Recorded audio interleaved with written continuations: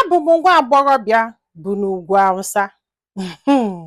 Mụ na papa m na mama m bi ebe afọ. So anyị na-eto ebe afọ ka anyị too maka na mama m na papa m believe na nni dị n'ugwu Awụsa ahụ ghọtara na and eziokwu eziokwu ife dị cheap. Anyị na-eto ebe afọ sị m nne ịmagolu na o nwere ka ị ga-anọluo n'obodo ịbụzala part of obodo abịghọta ebe a na-eje. So na o nwere this guy pụtara afịa ọfụ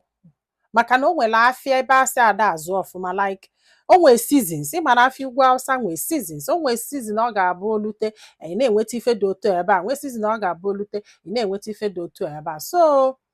this guy wee pụta ịzụ season ya wee fịa ya na ya na-aba wee kwụba ọ sị bụ nne na afa kwugidelu ọ sị na ọ ga-anụ ya ya wee jụọ ya sị ya enugo nwaanyị ọ sị mba na ya nụrụ nwaanyị ya wee sị oke fa kwugide kwụsịa o wee nụbịa afa na abọ bili ka nka na abọ ya dị ime ọ sị mụ ya wee bidozie ịmagolu mmadụ fụ ya n'ụzọ ọ sị ya na ya fụrụ di gị ka ọ na-ego ihe nni o n'ihe ogolo erike ịdụkwa lọki hei nwaanyị a nke ịdụ lọki ya na-echezi ka di ebulu dị site na bata na ya ma mfụ echi niile ma next time onye ọzọ na-agwakwa ya sị ya nna anyị afụlụ di gị ife di gị golu taa nwaanyị nke ịdụkwa lọki nwoke nke a na-asụ gị nri o sikwa nke a ọkwọ nke na enwere ike ịghọta ife na-eme nọ na enwere ike ịghọta ọ sị m nna olu one day ya wee nọrọ n'afịa enyi ya nwaanyị na-agwabi ya ihe a wee bịa wee sị ya na di gị nọ kịta na mgbada ebe enyi na ọ na-egokwa ihe nna emesi ese na efọrọ nwaanyị na-agọsa agụgọ nwoke mete gị mma ị na-agọ o metere gị mma ị na-agọ amarọrọ m everybody mana di gị na-ego nri everyday ị na-agọ na ede afụ like o nwere onye na-ebelive duto na ha ga-afụ ya mgbe ọ na-ego ya na-agwazi ha na o nwekwa ihe o wetara ya ọta o wenetalụ n'ụlọ fama m believe ya wee sị enyi nwaanyị na tata ka anyị ga-ata ama ebe ọ na-ebu nri were eje ya na enyi nwaanyị wee soro wee jekwulu nenebia o wee gogide gosie wee bulu wee dọgbu na motie ha wee banye ihe a wee chụbịa na enyi nwaanyị nwee meshin ịma na o nwere ụmụ small machines a na-anya ya wee banye ha wee na-etreli ọ na-aga gagide pụta kwụsị be ofu nwaanyị pụta ebe afọ kee ihe anwụ niile o gote into 4 bulu ofuke bunye dị woman si ya na ya pụkwa anyị enwe obele ego muvukwe jekwa ebe ọzọ ha na-esie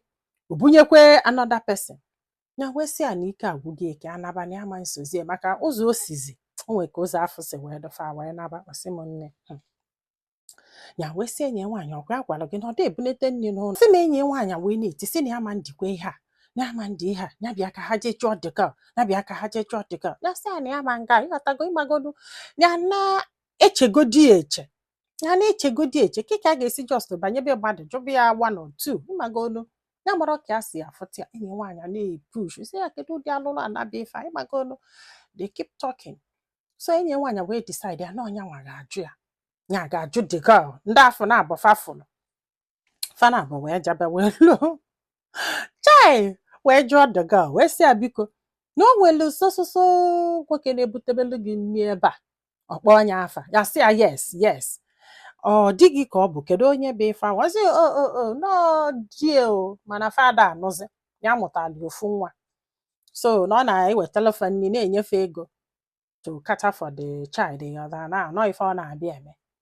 ya sị ya ọ sị ya wee sị ya chekwala ọkwa ịma na ọ na-anụ nwaanyị ọ sị yes na ya ma na ọkwa ọ nụrụ nwaanyị ọzọ that one will soon leave too to be husband number 5 ya sị ya what do you mean by husband number 5 ọ sị ya hey you don't know ọ sị ya yes ọ sị ya na ọnụgo nwaanyị a 4 ọ sị mana ndị ọ nụrụ anụ bụ 2 tụba ịbụọ ime fa jụza na fa ama nnu ya o webụrụ na o gosie nri okenye ụzọ na-anọ bujesie elu fa ofu nyesie efe ego every week nwanyị na ọ gwa nwunye ya na-anụ nwaanyị ya ọ sị bụ nne ya kwedola aka n'isi kwedo aka n'ọkpa kwedo aka n'etiti na abụọ ha wee jekwebe the second girl nne ya ezo apụta jụbazi anya dịka wee kọbalọfa wee gwa ha ebe ndị ọzọ bi gwa ha everything ya ọ sị bụ ya mụkata amụnye ebebe akwa nye beketa akwa ya mụwa amụ mfat na ike kwụrụ ọtọ wee gwa na ya mara ebe a ga-ebido Ya bụ na asị enyi nwaanyị ni ajụkwara ya ọ sị ni ada anụ nwaanyị ya bụ ebele akwa wee nawa be nne ya ni adụkwa ime o ka ihe a niile na-eme ni adị ime wee lụọ wee kọbalụ papi ada mami ya sị na ọnụgo nwaanyị afọ na ihe ya gwara ha ya mami ya beketa akwa papi ya beketa akwa chai ya ike ọgwụrụ ya wee sị na ya ma nnọzi na ya anụsigo sị ọ na-ayị anya ajọ ya na-asị abịa were ihe o mee n'isi ọjọ ya wee wepụ okwu n'ebe fa na-ekpe ikpe wee lụọ wee kpebe wee jụrụ ya wee sị ya eziokwu na ọ gwa this girl na ya anụbe nwaanyị ọ sị ya wee sị akekwe n'ife iji wee zoo onye ezo ọ sị na ọ na-abụnya lụta nwaanyị ọ mụrụ alụ ofu nwa sị na ya chọzi ya yụ ya n'elu ya na sị na ya chọzi mgbe ụfọdụ ọ sị na ya na-achụ nwaanyị na ya da-achụ nwaanyị ya mọrọ reason fa and na ọ bụrụ na ya gwa ya na ya anụgo nwaanyị na anọ ọdụ unu ka ọ ga-ekwe onye ọbụla dapụ na abụ it's not funny ọdụ unu ka ọ ga-ekwe so na ihe ya melụ bụ na ya gwara ya na ya anụbe nwaanyị maka na ya laikiri ya ka o wee kwe nụbịa na ya ma na ya gwa ya na ya anụgo nwaanyị na ọma nne ya ọkwa kịta ka ọ maala na ya anụgo nwaanyị ya abịa nugokwu ya anụ ọ na-ahapụ ya kedu ka ọ ga-adụ ọ bụrụ na ya gwara ya ihe aka this man kọrọ chai ewee jụọ the lady sị na ya ada anọzi na ya ga-ebulu dị afọ ime na babe nne ya na ọ karịa ya mma ewee sị na ọ ga na-enye the lady 20k month 20k bụkwa jisike ka eji kpetie o because na o nwere other 4 kids and 4 wives somewhere ụmụ nwaanyị funu n'onwe unu n'anya love ọnụ n'onwe unu ke anụ na about onwe unu gịnị na-eme unu gịnị na-eme unu jealousy everywhere nwa enyi nwaanyị aka ya maa mma nsogbu ike ama na-ekwu okwu nsogbu ụmụ nwoke na-achụ ga-ada achụ ya nsogbu ife ọbụla nsogbu ịnụta ezigbo di nsogbu in fact I don't understand ife ụmụ nwaanyị ji wee kpọba onwe fa asị kpọsịa ife ebe nwaanyị na-ekwu maka nwaanyị ibie a na-akọtasị nwaanyị ibie ọ bụrụ na nwaanyị mụrụ ụmụ na-anọ na ma nwoke na-anọ mụọrịa nwa ọ bụrụ stori na streeti afọ nke kasị m njọ bụ na ị ga-afụ nwoke na-anụ nwaanyị nọ n'onwe ije na lia die na-agatọsi ọnụ n'ọnlaịn na-akọ ili anyway this girl sị m na-agwala ya kwụbịa ya 20 ihe anọ ọkwalụ ya wee na-abịa nne ya gbambọsọ ọbịa na-ayụ ya ka aghala ịnụzi nwaanyị ọzọ ka aghala imesi nna na ọ bụkwanụ na okweli na ama nnụzi ọzọ ọ ka ajebezie fọ nke isii ya bụ isi ka amalife unu lụrụ